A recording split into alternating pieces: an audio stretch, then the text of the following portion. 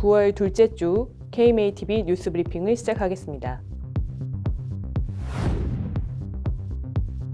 복지부가 최근 대통령 주재 규제 혁신 전략회의에서 내년 6월까지 비대면 진료 관련 법 개정을 마무리하겠다고 보고했습니다. 이에 의료계는 산업적 관점의 제도화 추진을 우려하면서 의료계가 주도해 안전성, 필요성 범위를 설정해야 한다고 나섰습니다. 한편 미국 의사협회는 협회지를 통해 디지털 헬스 플랫폼 접속과 보고에 인센티브를 제공하는 것이 참여율을 크게 높인다라는 연구 결과를 발표했습니다. 국내에선 전국경제인연합회가 중국이 규제 완화를 통해 관련 산업이 8.5배 성장했다는 내용의 보고서를 인용해 중앙통제적 제도화를 지지하는 모양새입니다. 반면 미국 초거대 기업 아마존은 원격 의료 서비스 아마존 케어를 약 3년 만에 종료했고, 원격 의료가 활성화된 스웨덴에서는 노인들의 접근성이 떨어진다는 언론 보도가 있어 찬반 논쟁은 지속될 전망입니다. 정부 주도의 의료정보 빅데이터화가 가속화하고 있습니다. 보건복지부는 지난 8월 건강정보 고속도로라고 마이 헬스웨이 시스템을 개통했는데요. 분산된 개인 건강정보를 본인이 제공코자 하는 곳에 통합, 표준화된 형태로 쉽게 제공하는 중개 시스템이라는 설명입니다. 국가감염병위기대응자문위원회도 코로나19 정보화 시스템이 분절돼 적시에 필요한 데이터 생산이 어렵다라며 감염병 빅데이터 플랫폼 구축을 권고했습니다.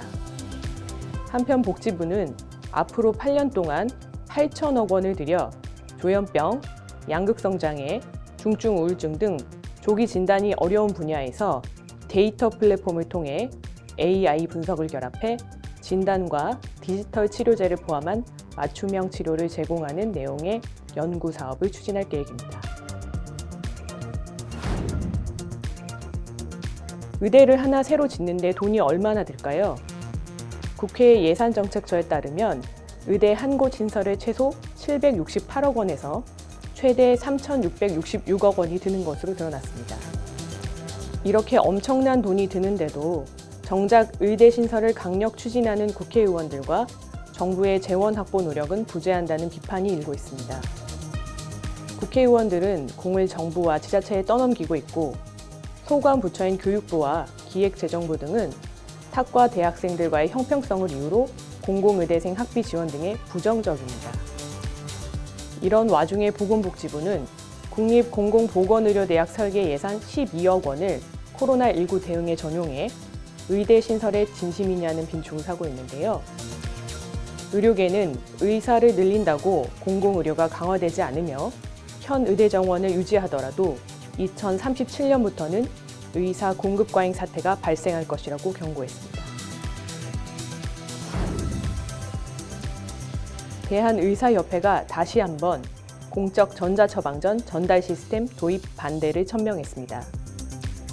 의협정보의학전문위원회는 최근 공적 전자처방전 문제를 비롯해 의료 플랫폼, 전자의무기록 인증 등을 집중 논의했는데요. 결론은 공적 전자처방전은 해킹과 대체조제 조작 우려가 있어 강력 반대하는 입장을 재확인한 것이었습니다. 회의에 참석한 한 위원은 개인정보 이동권에 관한 구체적 명시적 요청을 통해 데이터가 무제한으로 확장되지 않도록 해야 한다면서 개인정보 수집 및 유출에 미치는 영향 등을 고려해 대국민 홍보와 회원 대상 설문조사가 필요하다라고 조언했습니다. 정부가 아산병원 간호사 사망 사건 재발 방지를 위해 마련한 대책에 당사자인 의료계의 평가가 이어졌습니다. 복지부는 최근 권역 심내혈관질환센터를 중심으로 의료기관, 119 구급대 등 지역 실정에 맞게 네트워크를 구성해 질환의 발생부터 최종 치료까지 시간을 단축하는 계획을 확정했습니다.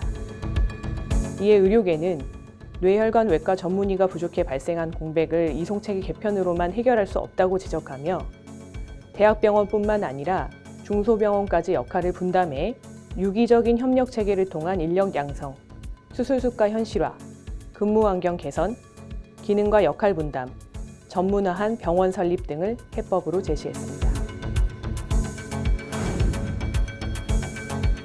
최근 의협의 일몰 규정 폐지 성명과 관련 건강보험 국고 지원을 상시화하고 지원율도 높이는 방안이 추진될 것으로 보입니다.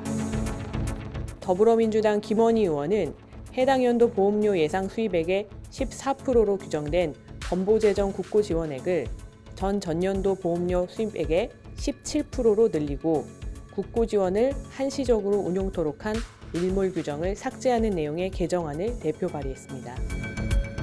이번을 계기로 국고 지원율이 늘고 일몰 규정이 없어져 건보재정 확보 안전성이 높아질지 관심이 쏠리는 가운데 정부가 이전 정부의 건보 보장성 강화 정책으로 증가한 재정 지출에 대한 재정검을 천명해 국고 지원 확대에 대한 회의적 시각도 일각에서는 여전합니다.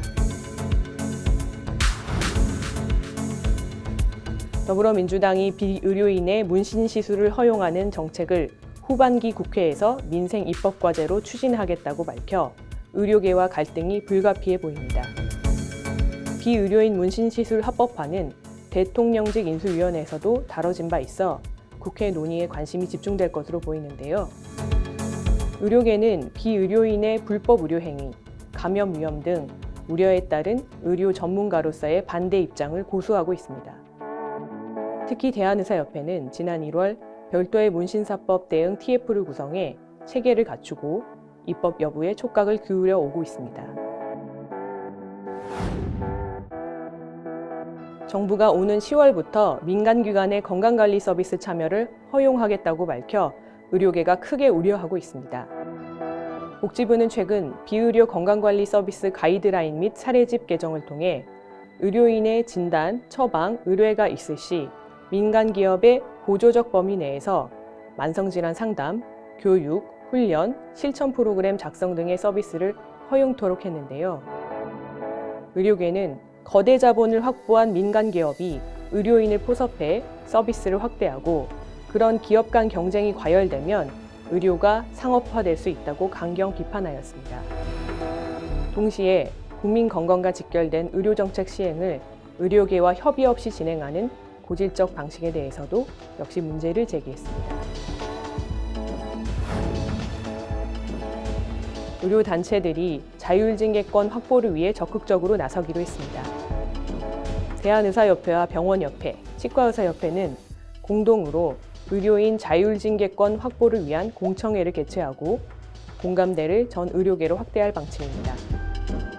이들 단체들의 자율징계권 확보 움직임은 자체 계도와 홍보에도 불구하고 일부의 극단적 일탈 행위가 발생해 결국 정부나 국회에 의한 외부 규제의 빌미를 제공하고 있다는 엄중한 판단에 따른 것인데요. 의협 관계자는 소수의 비윤리적인 의사로 인해 대다수의 선량한 의사가 피해를 받고 있으며 사회적인 신뢰가 깨진 상태에서는 환자나 보호자를 설득해 치료하는 것에 어려움이 있다라고 말했습니다. 전공의들이 열악한 근로환경 개선을 요구하고 나섰습니다.